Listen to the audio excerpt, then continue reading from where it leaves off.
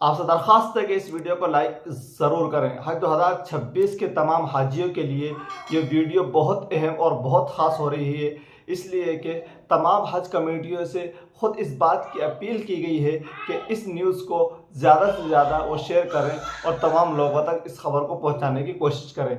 आखिर ऐसी कौन सी चीज़ है, तो सर्कुलर नंबर 13 से हवाला देते हुए एक अहम खबर तो ये निकल कर आई है। मैं स्क्रीन पर ये स्क्रीनशॉट लगा रहा हूँ, आप देख लीजिए।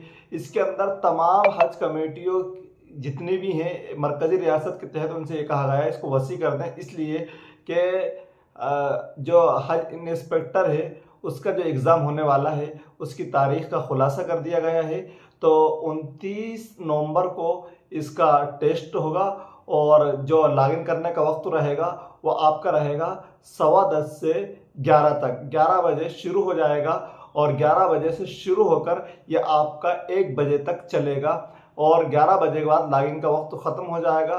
फिर आप उस वेबसाइट पर जाकर लॉगिन नहीं कर सकते हैं। अब इससे पहले 27 तारीख को एक फ़र्ज़ टेस्ट होगा और वो सुबह 10 बजे से लेकर तो आपका शाम 5 बजे तक चलेगा। जब जिसको मुनासिब रहे उसमें आप लॉगिन करके अपना टेस्ट दे सकते हैं। टेस्ट कैसे कराना है, तो आपके लिए बहुत आसानी कर दी गई है। आप अपने घर बैठे अपने कमरे पर अपने जो ऑफिस वगैरह है उसमें बैठकर, आपके पास लैपटॉप है, लैपटॉप में या फिर कंप्यूटर वगैरह में या फिर मोबाइल वगैरह में या और भी कोई डेस्कटॉप वगैरह है, तो वहाँ से आप लॉगिन करके आप अपना एग्ज़ाम दे सकते हैं। ये बहुत बड़ी इन्फॉर्मेशन खुलकर आई है और तमाम हज कमेटियों से इस बात की दरख्वास्त की गई है रियासत की जानिब से और हज कमेटी ऑफ इंडिया की जानिब से कि इसको बहुत ज़्यादा शेयर कर दिया जाए ताकि हर इंसान तक ये बात पहुंच जाए और ताकि वो आसानी से तैयारी कर ले और वक्त पर अपना एग्ज़ाम दे दे। जी हाँ दोस्तों, अब बात कर लेते हैं कि साथ ही में जो अभी इससे पहले इंतखाब हुआ था और ये कहा गया था कि जो लोग हज ट्रेनर होंगे और हज ट्रेनर का जो एग्ज़ाम हुआ था उसमें दो बातें ख़ास कही गई थी कि जिन लोगों की उम्र 50 साल से कम है वो ट्रेनर में शरीक होंगे और वो अपना एग्ज़ाम देंगे और उसमें पास होंगे। और साथ ही में ये भी शर्त लगाई थी कि वो सरकारी नौकरी वाले होना चाहिए और साथ ही में ये भी शर्त लगाई गई थी कि 10वीं पास होना चाहिए।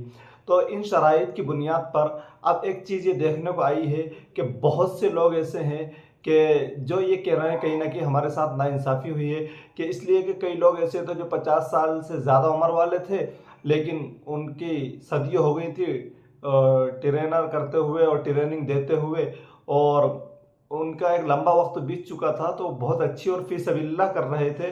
तो अब उन लोगों को कहीं ना कहीं सदमा पहुंचा है और ऐसा नहीं कि कोई बहुत ज़्यादा बेनिफिट होता है। अच्छा, नए एग्ज़ाम की वजह से हुआ ये है कि बहुत से लोग वो भी शामिल हो गए जबकि उन शराइत में ये भी था कि उसने इन 5 सालों के अंदर हज या उम्रा किया हो और वो वाकिफ़ हो और सब चीज़ों से जानता हो। तो कुछ लोग ऐसे आ गए, पास तो हुए हैं वो, और मैं समझ सकता हूँ कि वो भी उनके जज्बात हैं, वो भी अल्लाह के लिए खिदमत करना चाहते हैं।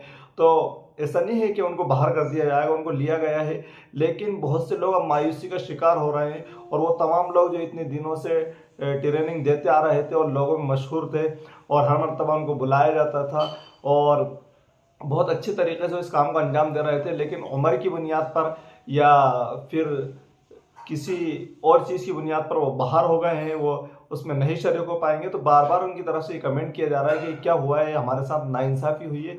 तो मैं कहता हूं कि इंशाल्लाह आपकी बात वहां पर पहुंचाई जाएगी और आप इस वीडियो को भी बहुत ज़्यादा शेयर करिए। ये बात हज कमेटी तक पहुंचेगी, इंशाल्लाह कोई हल निकलेगा।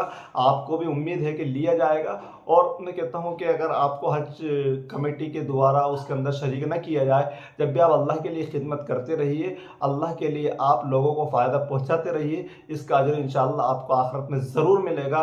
और अगर आप सच्ची दिल और तड़प और लगन के साथ ये काम करेंगे तो इंशाल्लाह ये आपके लिए ज़ख़ीरा आखिरत भी बनेगा। आप मायूस मत होइए। वो वैसे भी अब ये बात वहाँ तक पहुँचाने की कोशिश की जा रही है, हम भी कोशिश करेंगे। और इस वीडियो को ज़्यादा से ज़्यादा आप लाइक करें ताकि यूट्यूब ज़्यादा से ज़्यादा रिकमेंड करे और ये बात आम लोगों तक और हज कमेटी तक भी पहुँच जाए कि कहीं ना कहीं ये माना जा रहा है कि जो हज ट्रेनर वगैरह है उनके साथ नाइंसाफ़ी हुई है। लेकिन बहरहाल जो भी हो, हज कमेटी बहुत कुछ सोचकर अपने लिए फ़ैसला लेती है और बहुत सोचकर कोई सर्कुलर जारी करती है। तो हज कमेटी ने इसके पीछे कई चीज़ें सोची होंगी और ऐसा नहीं है कि कोई ओहदा है, बल्कि कितना ख़र्चा मिलता है। हज कमेटी की जानिब से आने और जाने का और हुकूमत की जानिब से ख़र्चा मिलता है, और वहाँ 5-6 दिन रहते हैं उसका ख़र्चा मिलता है। तो बाकी कोई इतना बड़ा ओहदा और पद नहीं है, लेकिन आप मैं समझ सकता हूँ कि अल्लाह के लिए करना चाह रहे हैं, तो इंशाअल्लाह अल्लाह आपकी इस तमन्ना को और इस खिदमत को ज़रूर कबूल करेगा। बाकी आज तक के लिए इतना ही था। वीडियो को ज़रूर लाइक करिए, और कल मैं आपको इन्फॉर्मेशन नहीं दे पाया किसी वजह से, इसलिए इसके लिए माफ़ी चाहता हूँ। अस्सलामु अलैकुम वरहमतुल्लाहि वबरकातुहू।